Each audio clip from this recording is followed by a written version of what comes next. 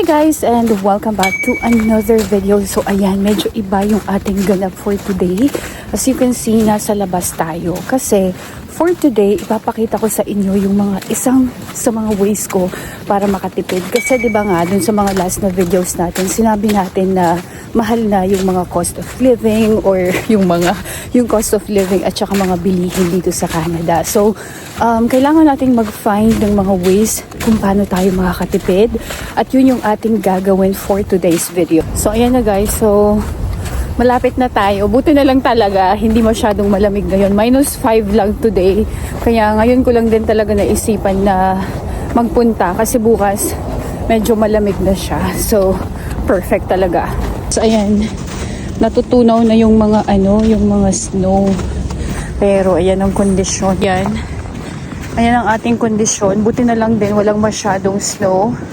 Natunaw na yung mga snow nung nakaraan. Pero medyo lang siya.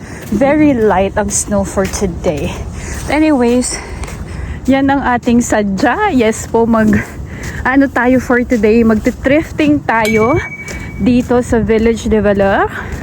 So, tignan natin kung anong meron sila. So, ayan guys. Ganito ang itsura niya. Dito, so may mga pangbata. Ayan, mga panglalaki. Ganyan. Pero, ang agenda kasi natin for today is that maghahanap tayo ng mga pang-gym. Yun yung pinaka-agenda ko. Tapos kasi may biyahe akong parating.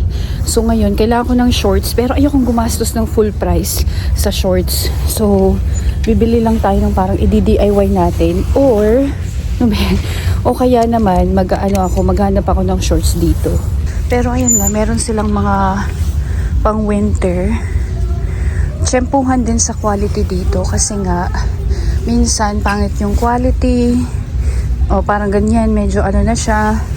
Minsan naman maganda yung quality. So eto, 749 siya. Yan o, ano bang brand dito? My Style. Hindi ako familiar sa brand na yan. Tapos eto naman, kano ba to? 849 siya. Long sleeve. Kasi at saka usually, pag mga winter na ganito, mas mahal na rin yung mga pang winter nila. Alam mo yun? So, ayan siya. Meron pa ito, 749. So far, wala akong nakikitang maganda sa kanilang mga items. 599. Ayan. 849. Nasa size extra large tayo.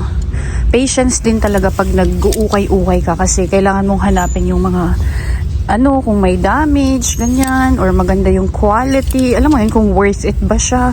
Ang mahal naman ito, $12.99 para sa para sa ukay. Kayo ba? Nag-uukay ba kayo? Let me know. So far guys, hindi ako natutuwa dun sa mga nakikita ko. Kaya magtingin tayo. Meron din silang mga dresses. So yun yung ating pupuntahan ngayon. So eto okay siya, kaso yung presyo bakit ganyan? $7.99. Hindi naman siya branded. For thrift ha. Maganda siya eh. Parang burnt na orange pang fall. So yun nga, dito tayo din sa mga parang gym stuff nila. Kasi ito naman yung rason kung bakit ako nandito. So nagtitingin ako ng mga shirts actually. Pero iniisip ko baka magpunta ako din sa mga t-shirt ng panglalaki kasi gusto ko oversized ng mga pang gym. Pero ayan, meron silang mga branded, parang ito Calvin Klein. Kita nyo ba? Calvin Klein siya. Ito Under Armour, $11.99 siya. Wait lang ha. Ito yung Under Armour, maganda naman siya. Size medium, $11.99. At saka yung quality niya okay pa siya, diba? Kaso hindi ito yung ating hanap, so magtingin pa tayo. And then meron sila tong Adidas, $11.99 din. Kaso parang para sa akin mahal na yung mga presyuhan nila kasi pag nag-sale sa Adidas o kaya sa Nike, meron pa makikitang maganda yung mga prices. Ito, mga used na to, diba? So parang medyo overpriced sila. Ito pa lang yung parang nakikita kong worth it. So, $12.79 siya. Pero yung brand niya is Massimo Dutti. So medyo mahal tong brand na to. Maganda naman siya. Parang lalabhan lang, tatanggalin yung mga fleece. Pero okay siya. So parang iniisip ko to. Ano mo, tignan mo, napapabili na naman tayo. Akala ko gusto nating makamura pero ito. Tapos meron pa siyang North Face. Ito naman is mahal, $16.29. Hindi yan worth it para sa akin for a second hand. So yeah, so far yung ito talaga, yung Massimo. Itong sweater na to, naaalala ko yung mga late 90s, early 2000s. So diba? Cute niya. Magkano kaya to? $10.29. Oh, eh. Okay, next guys. May papakita ko sa inyo. So, $16.29 siya. Adidas na ito sweater. Parang good pa naman yung condition niya. Pero, bibilhin nyo ba to dyan sa presyo na yan? $16.29. Parang wala naman siyang damage. Kaso parang oh, girl.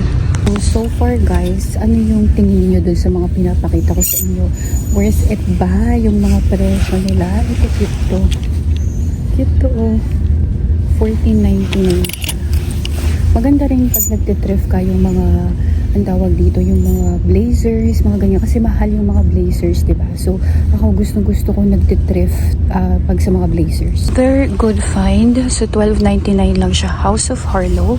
Super ganda nitong brand na to. Maganda rin to. Parang masyadong light green siya sa video. Pero actually medyo darker green siya. Super ganda niya, especially for spring. Tapos, ang cute din ito. O Zara siya. $17.99. Ito yung medyo OA. So, pag mga Zara, mga ganyan, H&M, dapat mga less than 5 na siya. Parang ito ito $5.99. Pero, gusto niyo ba yung mga ganyan? Okay, so next meron tayo dito $14.99 na Calvin Klein. Maganda pa yung quality at saka parang wala talaga siyang damage. Ayan o. For me, okay to. Medium o. Maganda siya pang office, ganun. Itong mga pang winter, ang cute, tsaka mura. $8.79, $6.29. Mga parang pang top pag winter. Alam mo yun, para fashion. Ratemans, Le Chateau.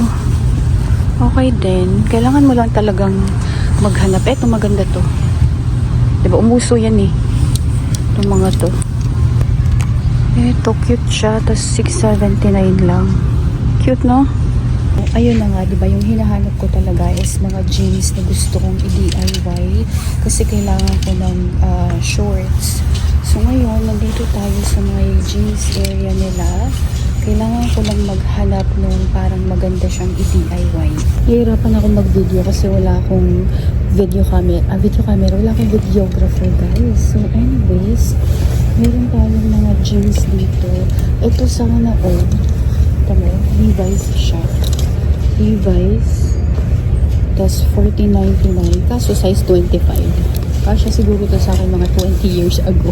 Diba? Feeling ko parang masisale pa tayo dito sa ating ganap for today. Ito, yung parang nakita ko na parang medyo swap. So, Zara siya, $14.99. Parang maganda. Maganda siya, oh. Kasi parang masyadong malaki. The size nito. Size 12, malaki nga. Pasensya na kayo, tabingi yung aking camera ha. Ito yung perfect na i-DIY o na maging shorts. $13.99 siya. Kaso H&M. Maganda naman yung yung quality. Makapal yung kanyang tela. So parang okay yung niya. Yan o. So ayan, meron ka makikitang mga $7.49. $7.49 na mga jeans. $9.49. Tapos $13.99. Iba-iba yung presyo. $5.99 ito. $5.99 siya. So marami. Kailangan mo lang talagang maghanap. Tapos, ano pa to? $9.49. Ito naman, $5.99 siya. Good quality. Good quality. Parang ako yung nagbebenta. Pero ayan siya, guys.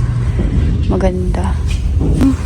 Parang mas okay to. Tapos $5.99 lang siya. Oh, $5.99 size 8. Kaya swak siya. Kaso kasi ganito yung butones niya. Hindi zipper. Ayan oh. Maganda siyang i-DIY gawing shorts. Kesa ito yung isang option ko. Ito kasi mas loose siya, which is okay. Kaso medyo mas mahal siya. Ito, $5.99 lang, girl. Parang ito na ata yung kukunin ko. Yan, nasa loob kayo ng pantalon. Kaso, talagang gusto ko talagang kunin ito ko. $5.90 lang siya. $5.99 lang siya. So, parang feeling ko ito na yung okay talaga.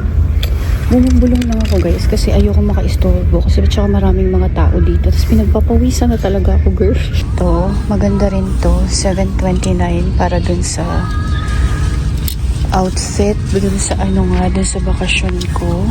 $7.29 lang siya, oh. Size, ano ba to? Size 7 to 8. Denim na skirt to. So far, parang hindi naging successful ang ating mission for today na maghanap ng mga outfits. Tapos, ayan, meron din silang mga bags pala dito. Cute nito, yung parang binibenta sa Pilipinas. Magkano to? Magkano to? $14.99 OA. Guys, bibilhin nyo ba to? Sa presyo ng $1.99 para dito. Para dyan, oh. Bibili nyo ba yan? Cute naman siya kasi parang may bumibili ba dyan? Ito naman, $6.29. Ayan, so may mga pabag sila. Ganyan. At saka dito, guys, kasi ito yung mga items na dinodonate ng mga tao. Tapos, sa kanila binibenta dito. Kaya alam mo yun, dapat mura talaga yung mga presyohan nila. Ayan, $1.99. Ito. Dapat free na yan eh. Diba? Yung mga ganito, oh, dapat free na tong mga to. Ito, cute din siya. Elizabeth Arden. Ayan, ito din. Ayan, next section is ang kanilang coat area. Ito is $14.99 lang, oh. Ayan, oh. Leather na jacket. Ito din, $14.99 lang. Mura ha, tsaka parang may amoy yung mga leather. Yung mga real na leather. Ito, maganda tong brand ng leather. At tsaka $19.99 lang. So, mura na to. Yan o. Totoong leather siya. Wala ka nang makikitang ganyan na ano. Ito din o. $39.99 lang o. Mura na to, girl. Kasi totoong leather siya. Mahal yung mga ganito eh. Bilhin nyo ba yan? Ito din o. Amoy mo talaga yung leather, girl. Sabi ko, very good deal to. Maganda tong brand na to eh. Ng leather. Super ganda. Kung naghahanap kayo ng pang leather, ay pang leather tuloy. Ng real leather. Made in Canada siya. Tapos $19.99 lang. You know? Ayan, meron din silang mga kurtina. Ganyan, mga comforter. Ayan o, makapal. Kaso parang para sa akin, mahirap na sa bed bugs, di ba? Ayan, mga iba-ibang kurtina. So, pwede talaga. Ito, $12.29. Ito, ba to? Kurtina ba to? O mga bedsheet. Ito naman, $4.99 siya, girl. Di ba? So, kung nagtitipid ka, basta alam mo lang talaga kung anong gagawin mo. Maganda pa naman yung mga quality nila. So, kaya pa. So, ayan na. Mga punda. Ayan, may $2.99, $4.99, $6.29, ganyan. Ito, favorite color ko, $2.99 siya. Carry, ito din, cute, $2.99. Sayang naman nito, may nag-iwan. Cute nito, oh, $8.99 lang, Zara, na blazer. Cute. Dalawang isip siguro siya. Ito naman, Tommy, $14.99. Le Chateau, $14.99 din. Mga cute, pang trabaho. And ayan, by the way, meron din silang mga pangbahay. So, ayan, oh. Ito, $5.99. Diba? Ito, oh, $2.99 mga glasswares. Ito, maganda, $4.99. Pag sa Winners yan, mahal. Kasi wala bang takip tong mga to? Wala silang takip, girl. Ito, kung mahilig kang mag-baking, $5.99 lang siya. Hugasan mo lang ng maigi. Ito naman, $2.99. Diba? Uy, cute nito girl. $8.99. Pero ang gagawin ko dyan. Nito, $7.99. Cute. Hindi ko alam bigat. Tapos, meron silang mga painting. Ayan. Ang dekorasyon sa bahay. At, ano itong mga to? Para sa mga bata. Ayan, mura. $2.99, $2.99. Puro mga $2.99. Mga kung ano-ane. Kung anek-anek. Diba? Pwede na siya kung kailangan nyo. Lakas maka-vintage. Alala ko to dun sa mga sari-sari store sa Pilipinas. Tapos ito, cute. Pang business yung mga yan ba? Para saan ba yung mga yan? Pero girl, ito, cute naman ito. Cute nito. Parang yung mga ano nakikita ninyo sa bahay ng mga lola. Ayan. Ito maganda to. Mabigat. $7.99. Parang matibay. O kaya ito. Mahal ito girl. Ito mura. $5.99. So ayan nga. Marami silang mga different items dito. From house decors. Na mga ganito. Mga damit. Mga kitchen chuchu. Mga ganon. So yeah. I mean it's worth exploring, di ba? May nagtapon nung kanilang souvenir sa Dominican. Nagsawa sila. Oh, cute naman ito, oh. Kita nyo ba? Bigat. Kung naghahanap ka naman ng kristal, meron din sila. O di ba? Lahat na lang nandito. Kano to? Natatakot kasi akong itignan kasi ang bigat. $5.49. Ang bigat niya. Pero parang maganda siyang pang centerpiece. Nasa men's section na ako and feeling ko mas maraming maganda dito girl sa men's kaysa dun sa mga women's nila. Gusto ko nang umuwi sana kaso magtingin muna tayo dito sa mga kasapatusan nila. Tingnan natin kung magkano or worth it ba. Yan, eto $10.49. Ano bang tatak nito? Hindi siya nakalagay. Pero ito is $7.99. Ito naman, Calvin Klein siya. $11.49. So, ayan yung kanilang mga shoes. Ito, Converse. Meron palang ganitong style na Converse. Magkano to? $10.49. You know, ito parang bago pa. Guys, ang cute ng mga pangbata. Cute. Ito, $2.49. Ang cute.